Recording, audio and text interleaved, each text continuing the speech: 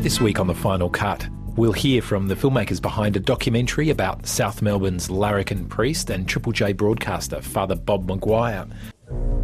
You don't want to mess with the Roman Church. The communists came undone because they messed with the Roman Church. The Nazis could have come undone too if the Roman Church had have acted more conscientiously. You've got this clash of cultures between what would Jesus do and what would the Roman Pope do. On our end, we're talking movies, and you're listening to The Final Cut. Jason de Rosso with you. Now to a couple of filmmakers who've made a documentary about the outspoken inner Melbourne Catholic priest, social worker and broadcaster, Father Bob Maguire. It's called In Bob We Trust, and it tells the story of Bob's last stand, fighting to hold on to the church and the community outreach services he'd built there over 40 years against a Catholic hierarchy determined for him, at 75 years of age, to call it a day.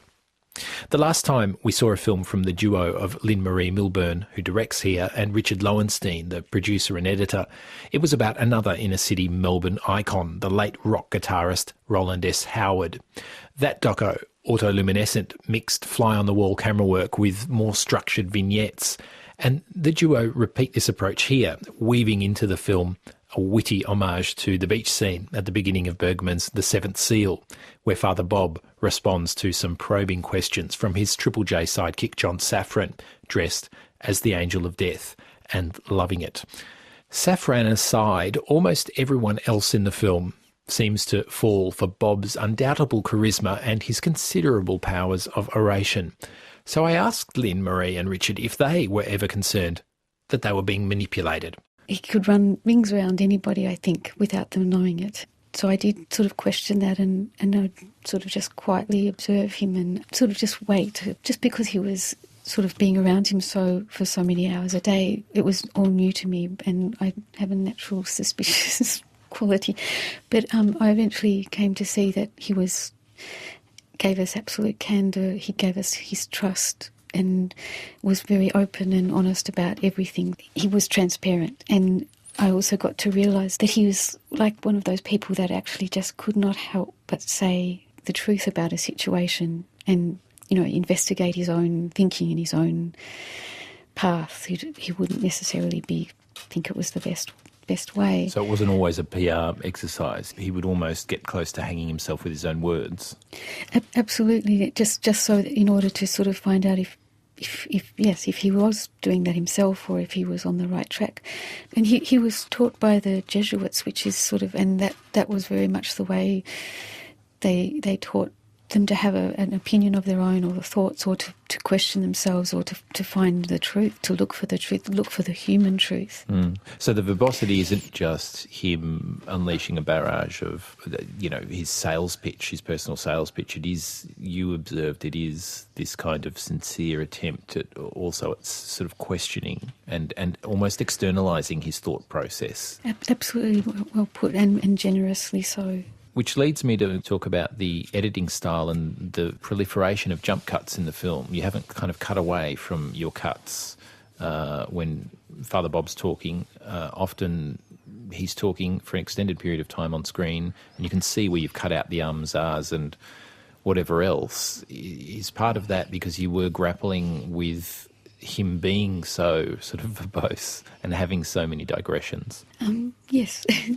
Yes, he had a style where his style is to get to a certain point and he will digress meaningfully but away from the subject and then back again and pick up exactly where he left off. And you could just really neatly take that digression out just because of one time and also because it was in contrast or separate to what he's talking about. And so we sort of would need to do that and so that people could follow it and it could also fit in within the time. And we did notice too, just on a technical point, as one of the editors, he has perfected this sort of way of speaking that's designed for the pulpit and involves long pauses for a congregation to get his point across. And since we only had 100 minutes to tell this story, those long pauses sometimes had to come out. And as Lynn says, big digressions in discussion points. He would just go off for 10 minutes on a side point, then come back, and that was sometimes very hard to follow. And so we did decide just to be upfront, even to at the detriment of the craft of the film, because, you know, a lot of filmmakers like it looking all perfect, and the jump cut isn't necessarily an aesthetically pleasing effect, but it was far more important to us to be honest about the interviews, or that rather than actually creating a perfectly, beautifully crafted end result.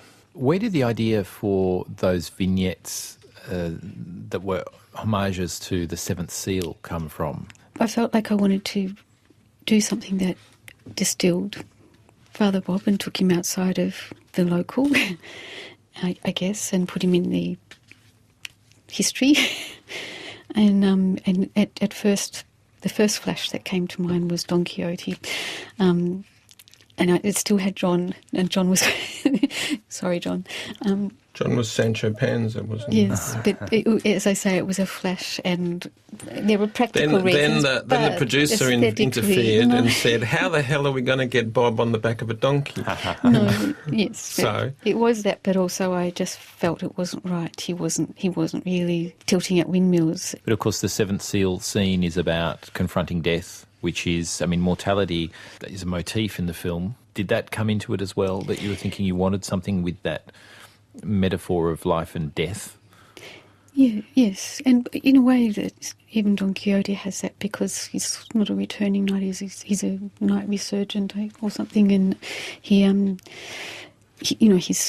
absolutely fragile character and facing mortality himself, but this one more so, and the questioning is also the Max von Sydow character is questioning, and he's sort of entertaining and talking to death to sort of see what he can discover about his faith, I guess. And in a way, that was what really clinched it for me, that it was... that notion of the man of faith having, if not a crisis, certainly a rethink of faith. Yeah, and also to be questioned by death as well for his own actions.